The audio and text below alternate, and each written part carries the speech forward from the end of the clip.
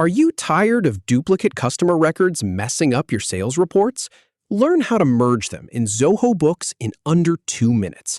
First, we'll open Zoho Books and navigate to the customer list. Then, I'll show you the merge process, step by step. Open Zoho Books in your browser. Then, head over to the Sales module from the left sidebar. Now, click on Customers to see your customer list. Select the customer you want to merge from the list. Next, click on the More button to reveal additional options. From the drop-down, choose Merge Customers. In the Merge window, click on Select Customer to choose the duplicate. For example, click on the customer with the $1,500 amount. Once selected, click on Continue to proceed. Then, click on Confirm to finalize the merge. Finally, click OK to close the confirmation message.